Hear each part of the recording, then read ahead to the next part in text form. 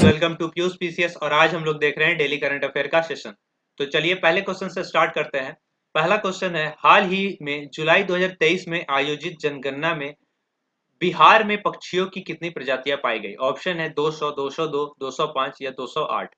इसका सही उत्तर क्या हो जाएगा? 205। बिहार में कितनी प्रजातियां पाई गई? तो 205 प्रजातियां पाई गई। ठीक है, चलिए अब देख लेते हैं इन प्रजातियों से लुप्त हुए और जो पृथ्वी पर मौजूद है उसके लिए बुक के एक रेड डाटा बुक होता है उसके बारे में। ठीक है, उसके संदर्भ में।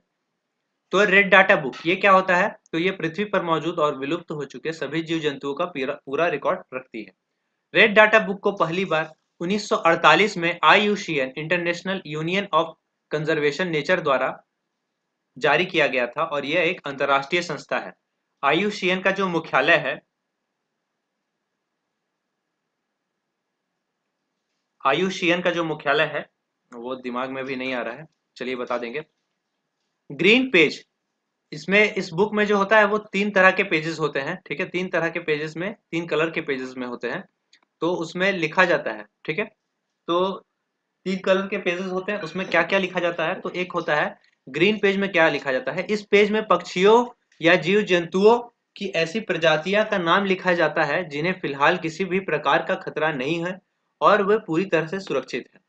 ठीक है, पिंक पेज में लिखा जाता है, इस पेज में पक्षियों या जीव जंतुओं की ऐसी प्रजातियां का नाम लिखा जाता है जो खतरे में है और धीरे धीरे विलुप्त होते दिखाई दे रहे हैं, दिन प्रतिदिन ये गायब होते जा रहे हैं। और रेड पेज में लिखा जाता है पक्षियों या जीव जंतुओं की ऐसी प्रजाति का नाम जो कि पूरी तरह से विलुप्त हो चुकी है, पूरी तरह से विलुप्त हो चुकी है या बहुत कम संख्या में बचे हैं। ठीक है, चलिए नेक्स्ट क्वेश्चन देखते हैं। निम्नलिखित में से कौन सी खिलाड़ी महिला वनडे बल्लेबाजी रैंकिंग में शीर्ष पर पहुंचने वाली पहली श्रीलंकाई बल्लेबाज बन गई?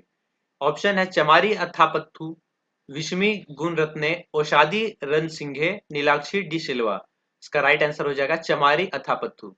ठीक है, चलिए क्रिकेट से जुड़े और खेल से जुड़े कुछ हम लोग एक्स्ट्रा फैक्ट्स देख लेते हैं।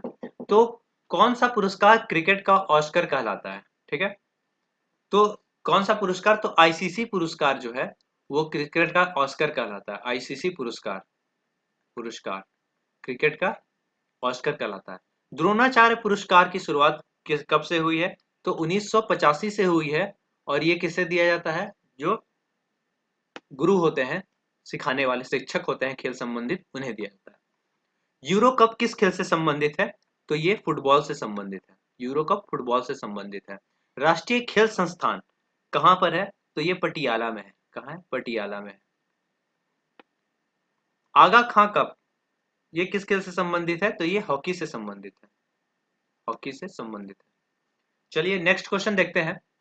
निम्नलिखित में से किस देश ने आर्थिक प्रतिस्पर्धात्मकता को बढ़ावा देने के लिए नए निवेश मंत्रालय की स्थापना की? ऑप्शन है यूएई, यूके, यूएस और चीन। तो इसका सही उत्तर होगा यूएई, संयुक्त अरब अमीरात। ठीक है, यूनाइटेड स्टेट, सॉरी, संयुक्त अरब अमीरात। ठीक है, इसकी राजधानी क्या है? तो इसकी राजधानी अबू धाबी है। क्या है? Abu Dhabi.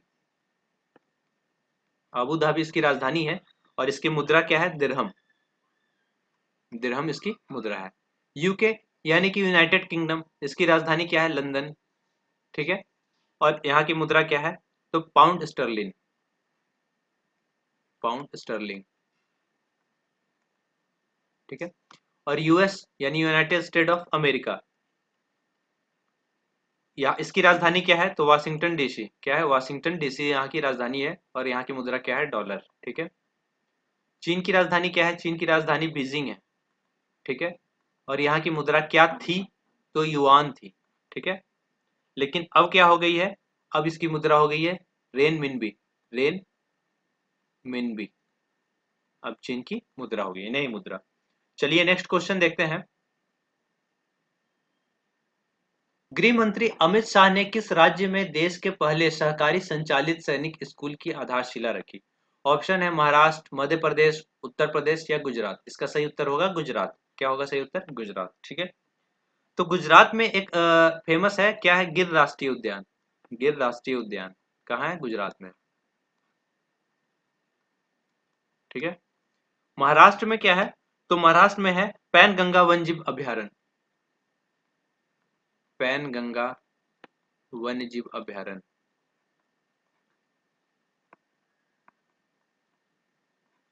इसके अलावा एक और है Tadoba national park, Tadoba, Tadoba, Tadoba national park. Tadoba national park भी कहाँ है? वो है महाराष्ट्र में। मध्य प्रदेश में एक फेमस क्या है? तो Kanha tiger reserve, Kanha tiger reserve कहाँ है? मध्य प्रदेश में। और उत्तर प्रदेश में एक क्या है? तो दुधवा राष्ट्रीय उद्यान, दुधवा राष्ट्रीय उद्यान। ठीक है, चलिए नेक्स्ट क्वेश्चन देखते हैं। निम्नलिखित में से किस व्यक्ति ने आंध्र प्रदेश के पुट्टुपर्थी में साई हीरा ग्लोबल कन्वेंशन सेंटर का उद्घाटन किया? ऑप्शन है नरेंद्र मोदी, अमित शाह, निर्मला सीतारमन या नितिन गडकरी। इसका सही उत्तर हो जाएगा नरेंद्र मोदी। क्या हो जाएगा? नरेंद्र मोदी, हमारे पीएम नरेंद्र मोदी। ठीक है, पीएम नरेंद्र मोदी। ठीक है, चलिए कुछ देख लेते हैं उद्घाटन और कहाँ कहाँ हुआ है। तो राष्ट्रपति द्रौपदी मुर्मू जी ने 7 अप्रैल 2023 को असम के काजीरंगा राष्ट्रीय उद्यान हाई स्कूल के खेल मैदान में 2 दिवसीय गज उत्सव का उद्घाटन किया है। ठीक है, क्या? गज उत्सव 2023 का उद्घाटन किया है। दूसरा है संयुक्त राष्ट्र के खाद्य और कृषि संगठन FAO ने रोम, इटली ने अंतर्राष्ट्रीय बाजरा वर्ष 2023 के उद्घाटन समारोह का आयोजन किया। उद्घाटन समारोह में कृषि और किसान कल्याण मंत्री, किसान कल्याण राज्य मंत्री सुश्री शोभा करंदलाजे के नेतृत्व में एक भारतीय प्रतिनिधिमंडल वहां उपस्थित था। चलिए नेक्स्ट क्वेश्चन देखते हैं। उत्तर प्रदेश सरकार निम्नलिखित में से किस स्थान पर बंदरों के लिए जंगल बनाएगी? ऑप्शन है लखनऊ, कानपुर, आगरा या अयोध्या। इसका राइट आंसर क्या हो जाएगा? लखनऊ में बंदरों के लिए क्या बनाएगी? तो जंगल बनाएगी। ठीक है, चलिए इससे रिलेटेड कुछ और देख लेते हैं, जंगल और जीवों से बचाव के लिए अधिनियम वगैरह कुछ कुछ।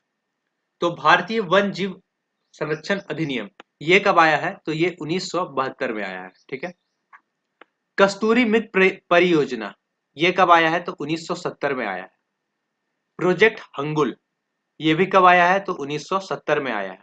ठीक है, एक है गिर सिंह परियोजना। ठीक है, ये कब आया है? तो 1972 में आया है। बाघ परियोजना ये आया है 1973 में। कछुआ संरक्षण परियोजना 1975 में। ठीक है, चलिए आगे देख लेते हैं। गैंडा परियोजना ये आया है 1987 में। हाथी परियोजना ये आया है 1992 में। गिद्ध संरक्षण प्रोजेक्ट ये आया है 2006 में।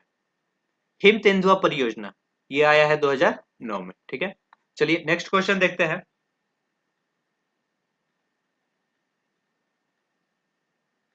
बैंक ऑफ बड़ौदा के नए प्रबंधक निर्देशक और सीईओ के रूप में किसे नियुक्त किया गया?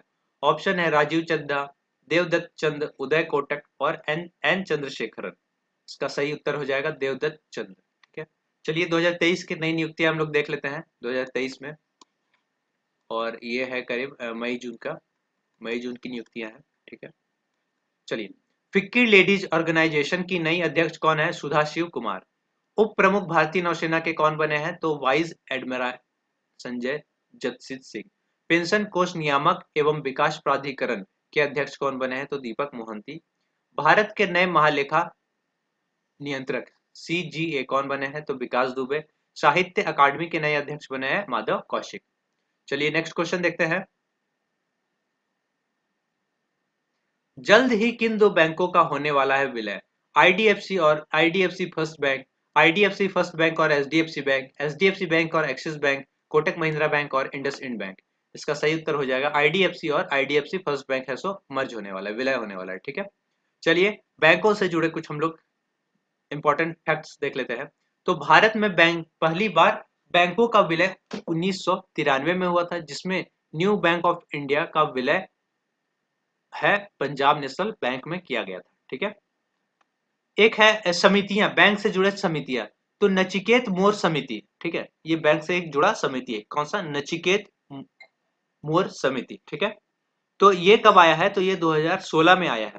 और इसमें मुख्य रूप से क्या कहा गया कि देश में, पूरे देश में 15 मिनट की दूरी पर 15 मिनट की दूरी पर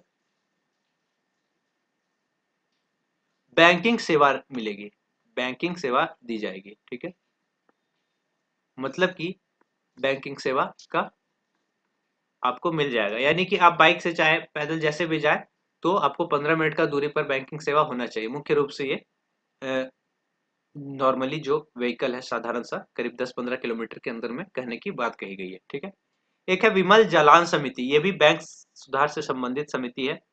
तो ये कब आया है, तो ये 2013 में आया है। इसमें क्या कहा गया कि बैंक बनने के लिए इनके पास 200 करोड़ की परिसंपत्तियां और इनका कुल एनपीए 5% से कम होना चाहिए। साथ ही इन एनबीएफसीएस का भी औद्योगिक घराने से संबंध नहीं होना चाहिए, इसमें ये बात कहा गया। ठीक है, ये 2013 में आया है। ये सभी जो है ये बैंक समिति जो है ये बैंकिंग सुधार से जुड़ी समितियां है। ठीक है, एक है दामोदरन समिति। ठीक है, ये कब आया है, तो 2011 में आया है। ठीक है, और है वर्मा पैनल। ठीक है, तो ये कब आया है, तो 1998 में आया है। एक है प्रथम नरसिंहम समिति, ये 1991 में आया था और दोबारा आया था, इसी का है एक सेकंड वाला। तो सेकंड नरसिंहम समिति जो आया था वो कब आया था, तो 1998 में आया था। ठीक है, एक है गौर परैया समिति, ये ग्राहक सेवा सुधार से संबंधित है। ठीक है, गौर परैया समिति ग्राहक सेवा सुधार से संबंधित है।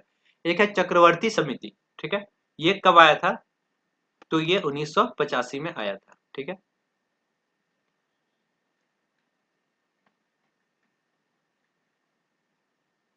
ये सब बैंकिंग सुधार से संबंधित समितियां हैं। ठीक है, बैंकिंग सुधार से संबंधित समितियां हैं। तो आपसे अगर पूछ दे कि ये सब समिति किससे जुड़ा हुआ है, तो बैंकिंग सुधार से जुड़ा हुआ समिति है। ठीक है, चलिए इसके अलावा कुछ एक्स्ट्रा फैक्ट हम लोग देख लेते हैं। एक्स्ट्रा है, एक्स्ट्रा में आज है करंट अफेयर ही है। हाल ही में दिल्ली मेट्रो रेल कॉरपोरेशन ने हुडा सिटी मेट्रो स्टेशन का नाम, हुडा सिटी मेट्रो स्टेशन का नाम बदल कर क्या रख दिया, तो मिलेनियम सिटी सेंटर। क्या रख दिया, मिलेनियम सिटी सेंटर। हाल ही में किस कंपनी ने 999 रुपए की कीमत का 4G जियो भारत V2 लॉन्च किया, ऑप्शन है रिलायंस कंपनी। क्या है, रिलायंस कंपनी। हाल ही में